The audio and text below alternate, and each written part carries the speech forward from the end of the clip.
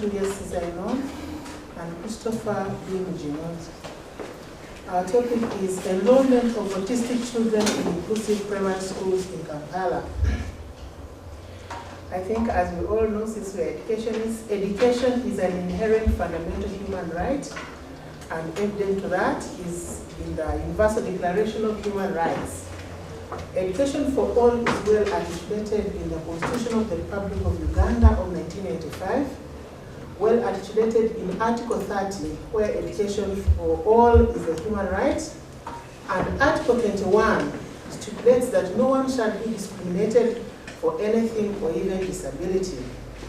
And therefore, education for autistic children in Uganda is guaranteed by international ordinances to which Uganda is a signatory and by the Constitution of the Republic of Uganda. So against all odds, children with autism in Uganda or in Kampala should not be denied education for all in an inclusive education setting.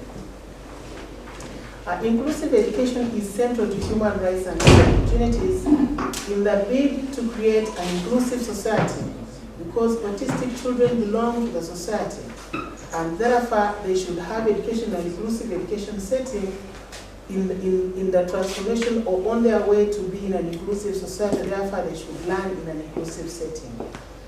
And in this inclusive education, there should be equal opportunities, and all rights should be available and given. Evidently, basic education in Uganda is fully accessible to every child. It is fully accessible, the doors are open, but it has not been substantiated whether autistic children are enrolling in inclusive primary schools. It is estimated by the Ministry of Education 2011 that 3%, it is estimated that there is 3% enrollment of children in Uganda. This is quite low enrollment.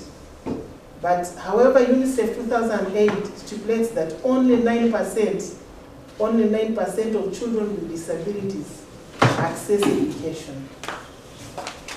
30 primary schools in Kampala were used, they were not used, participated as sample, of which 180 teachers and 30 head teachers participated.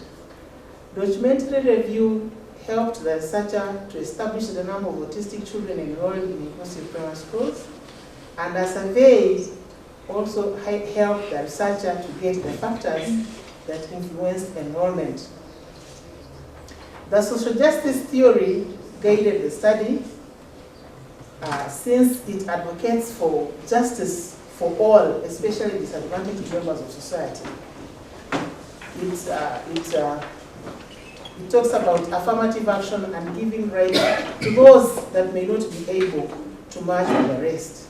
And therefore, on this note, our autistic children enrolled in primary schools in order to access their guaranteed right to education for all. What are the perceived challenges that influence their enrollment?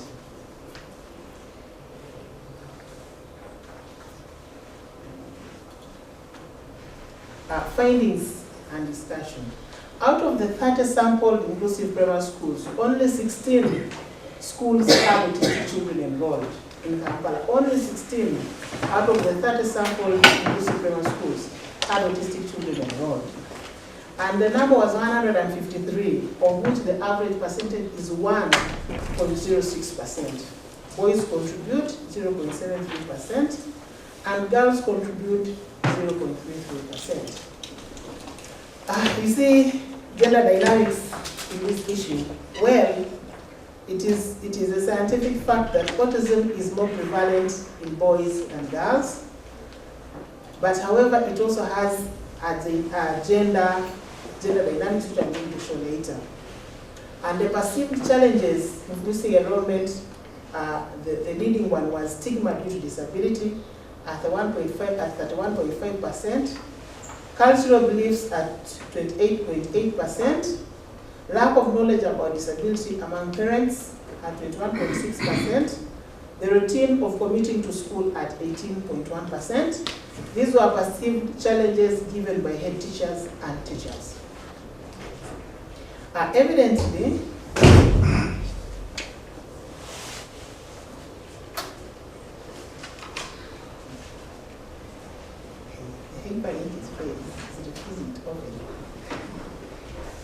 this is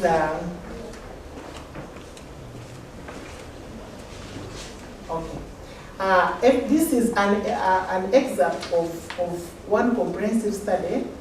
Evidently, as far as factors influencing enrollment is concerned, there is one evidence whereby one of the teachers expressed that in society we have very many solution centers, that parents, instead of accepting, when we talked about stigma due to disability, lack of knowledge about disability among parents, when some of these children are diagnosed with autism, parents run to solution centers. I don't know in Kenya, but in Uganda there are very many miracle pastors, there are very many herbalists, know-it-all herbalists who claim to even heal autism.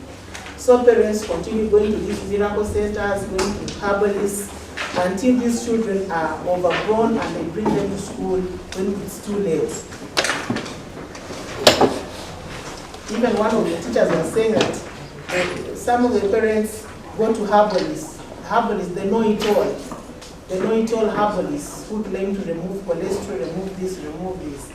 So it takes time for parents to accept that their children are autistic. Instead they begin chasing empty solutions which hinder enrollment of autistic children. There is one small case where one of the parents expressed an issue, and it brings out the gender-related issue and domestic challenges related to enrollment of autistic children. The mother was saying that when doctors informed us of our child's condition, my husband withdrew involvement with the child completely. And it goes on to say that the husband left the responsibility to the mother and sometimes refers the child abusively. And sometimes he attaches the condition of the child being autistic to infidelity of the wife, that the wife may not be faithful, or misfortunes from her home. So if this child is a center of conflict in the family and associated to the mother, then it will hinder enrollment and access to education for this disabled child. As you see, Uganda being a male-dominated, male-dominated society where men are superior to women, you find that in cases where a child is diagnosed with autism, fathers tend to withdraw. And most times, there is a silent policy where men choose the best children. When it's a good boy who is intelligent, say that is my boy, like father. But if it is a dull girl or an autistic child, they say you are stupid like the mother. And all those influence enrollment and access to education for autistic children. There is also another case where we talked about cultural beliefs and practices where the father is a lecturer of a university and a mother is a teacher. But when their boy was diagnosed with autism, instead of going to special needs experts, instead of going to hospitals and looking for specialists, they consulted the grandfather, Jajamwami. The grandfather diagnosed that boy has a problem and he should be called by his ancestral name. So even when they called him his ancestral name, he never improved, and later took him to school at a very later age. Actually, he was like 15 years in B2. So this is the educated. It shows strong attachment to cultural beliefs even among the educated, a professor and a teacher.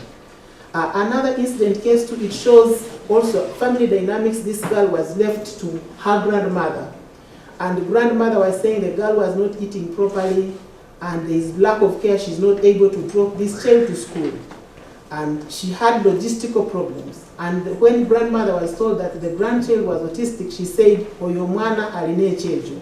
The girl is naughty. So denial, poverty, ignorance. Later, I will show in my study. So conclusion, it indicates that autism is given less priority because in the situational analysis of UNICEF 2008, it does not show autism, and even in the disability statistics of Uganda, autism is less talked about. Then we will wonder, how will Uganda develop into a higher level of economic development, yet the section of our citizens, autistic children, are not acquiring basic education? Evidently, there is ignorance, illiteracy, and poverty still prevailing in Kampala, Uganda's populace. Hence, massive sensitization of communities about autism should be done with an emphasis on the benefits of education for autistic children in an inclusive education setting. And then proper record keeping should be emphasized in primary schools, especially where children have been diagnosed with autism by special needs teachers and specialists. There should be logistical support to some parents who cannot afford providing boarding facilities and involving parents actively. There should be an active partnership between parents and the education sector so that we are able to avail education to autistic children and inclusive education setting in Kampala, Uganda. Thank you very much. As she's there, can we give the parliamentary